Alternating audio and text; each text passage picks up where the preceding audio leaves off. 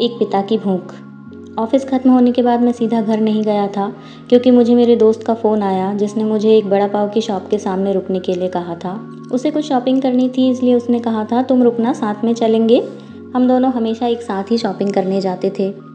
उस शॉप के पास पार्किंग के लिए पैरेलली कुछ लोहे के एंगल लगाए हुए थे। मैं उन्हीं पर चढ़कर बैठ गया और अपने दोस्त का इंतज़ार करने लगा।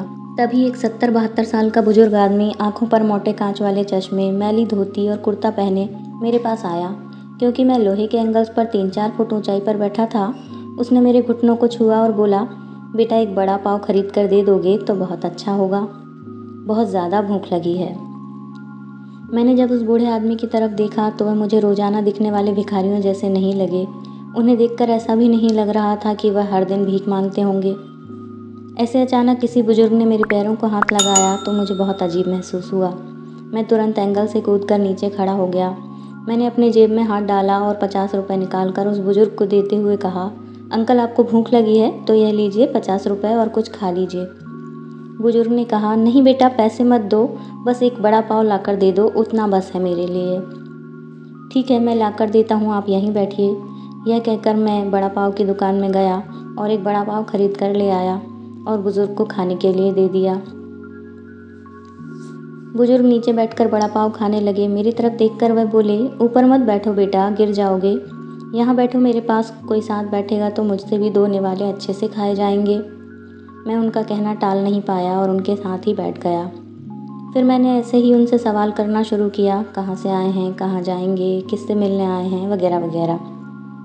मैं जोधपुर से आया हूँ, एक छोटे से गांव में रहता हूँ। यहाँ दिल्ली में मेरा तुम्हारी जितनी उम्र का एक बेटा है, एक बड़ी कंपनी में इंजीनियर है, उससे मिलने आया हूँ। 2 साल पहले उसकी शादी हुई है, लव मैरिज। बहू पढ़ी लिखी है, नए विचारों वाली। उसे सास ससुर यानी कि हम पति पत्नी गंवार लगते हैं, इसलिए हमारे साथ रहना उसे अच्छा नहीं लगता। इसीलिए बेटा अब 2 सालों से अलग रहता है यहीं दिल्ली में। परसों मेरे इस मोबाइल पर उसका फ़ोन आया था, कह रहा था अमेरिका में नौकरी मिली है उसे, बीवी को लेकर जा रहा है अमेरिका 10 साल के लिए। यहाँ दिल्ली में था तो 6 महीने में एक बार आता था हम बूढ़े बूढ़ी को मिलने के लिए। अब इतने दूर परदेश जा रहा है, एक बार मिलने के लिए आओ बोला तो उसने कहा कि अब समय नहीं बचा है, परसों फ्लाइट में बैठ कर जाना है। अब 10 साल के लिए जा रहा है, पता नहीं तब तक हम जिएंगे या मरेंगे, इसलिए सोचा खुद ही जाकर उसे मिल लेता हूँ। कल शाम से एयरपोर्ट को ढूंढ रहा हूँ लेकिन यहाँ के लोग कहते हैं कि इस एरिया में एयरपोर्ट है ही नहीं। बुजुर्ग ने एड्रेस वाली चिट्ठी मेरे हाथ में देते हुए कहा। उनकी बात सुनकर मैंने कहा, लोग सच कह रहे हैं, एयरपोर्ट यहाँ नहीं है। बुजुर्ग ने मेरी तरफ देखकर कहा, लेकिन परसों जब बेटे का फ़ोन आया था तो उसने यही पता लिखवाया था मुझे। लगता है यह फ़ोन भी ख़राब हो गया है, फ़ोन ही नहीं आ रहा है बेटे का। मैंने बताया था उसको कि मैं उससे मिलने आ रहा हूँ दिल्ली। कहते हुए बुजुर्ग ने मोबाइल मुझे देखने के लिए दिया। अब मेरे एक हाथ में चिट्ठी और एक हाथ में मोबाइल था। मैंने मोबाइल का बटन दबाकर देखा तो मोबाइल तो अच्छे से चल रहा था और मोबाइल में नेटवर्क भी पूरी तरह से आ रहा था। मैंने उनसे पूछा, आपने नहीं लगा के देखा फ़ोन बेटे को?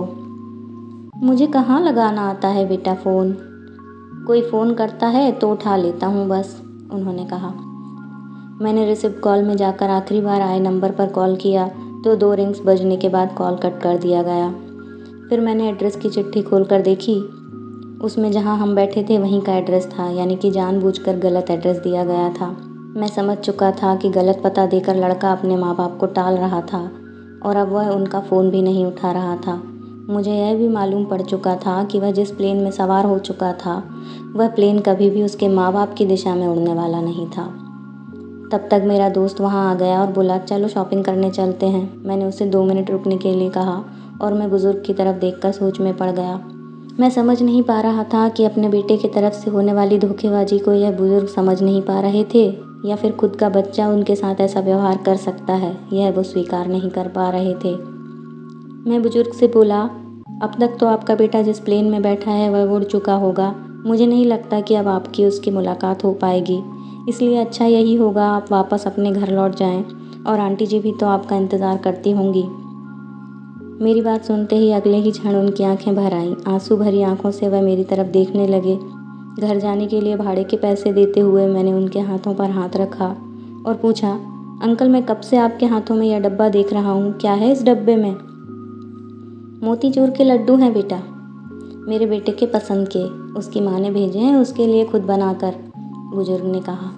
किसी खंजर से मेरे दिल को चीरकर मेरे अंतःकरण को लहूलुहान कर दिया गया हो, ऐसी मेरी हालत हो गई थी। मैंने शब्द होकर बुजुर्ग की तरफ देखता रहा और वहीं बैठा रहा। अरे भाई चलना, देर हो रही है। मेरे दोस्त की आवाज़ कानों में पड़ी तो मैं होश में आया और ऐसे ही उस भीड़ में उसके पीछे पीछे चलने लगा। घर पहुंचकर आधी रात तक मैं सो नहीं पाया। रह रहकर एक ही सवाल मेरे मन में उठ रहा था। एक बड़ा पाव की भीख मांगने वाला वह बेचारा आदमी भूख से बेहाल होने के बावजूद भी अपने साथ लाए उस मोतीचूर के लड्डुओं में से एक लड्डू खुद नहीं खा सकता था क्या? अपने बेटे से इतना प्यार, और उसी बेटे ने क्या किया?